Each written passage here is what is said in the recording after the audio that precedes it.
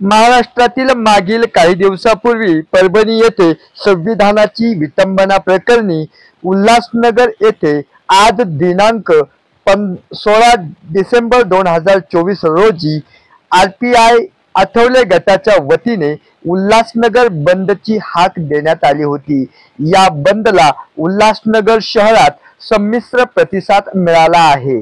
RPI Athawale गटाच्या वतीने प्रांत अधिकारी आणि पोलीस आयुक्त यांना निवेदन देण्यात आले होते। तसेच व्यापारी संघटना, रिक्षा युनियन यांनी देखील या बंदला संपूर्णपणे पाठिंबा दर्शविला होता।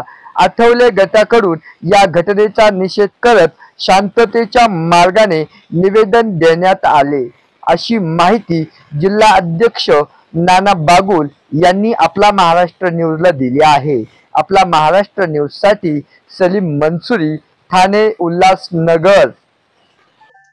जी दुर्घटना घडली भारतीय राज्यघटनेची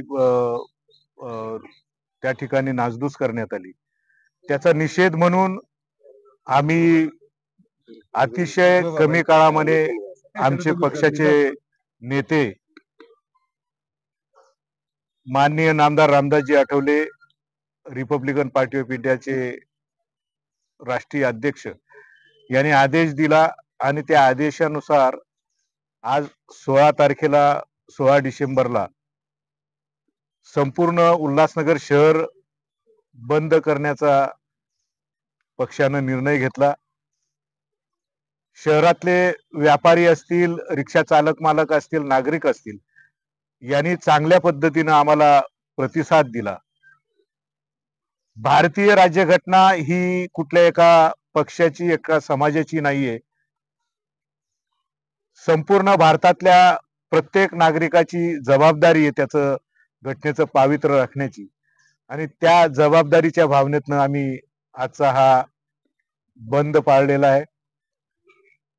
रिपब्लिकन पक्षाची जिल्हा कार्यकारिणी, उल्हासनगर शहर जिल्ह्याची कार्यकारिणी आणि आम्ही माननीय प्रांत अधिकारी यांच्याकडे पक्षाच्या वतीने निवेदन दिलं।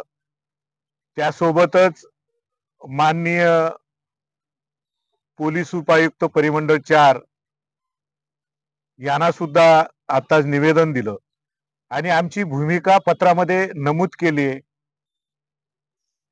अशा पद्धतीची दुर्घटना भविष्यात घडू नये म्हणून शासनाने उपाययोजना करावी आणि जे दोषी आहेत त्या दोषींवर कडक कारवाई करावी, अशा पद्धतीचं निवेदनामध्ये नमूद केलंय। प्रांत अधिकारी यांनी सुद्धा आम्हाला आश्वासन दिलं की हे निवेदन माननीय जिल्हाधिकाऱ्यांच्या मार्फत शासनाला पाठवू। माननीय पोलीस उपायुक्त यांनी सुद्धा हे निवेदन आम्ही योग्य त्या चॅनलच्या मार्फत शासनाला पाठवू, अशा पद्धतीचं आश्वासन दिलंय। मी आजच्या या झालेल्या बंद यशस्वीमध्ये जे जे सहभागी आहेत, नागरिक असतील, व्यापारी असतील, रिक्षा युनियन असेल, त्यांना सगळ्यांना आजच्या या बंद मध्ये सहकार्य केल्याबद्दल मी त्यांचे सगळ्यांचे आभार मानतो।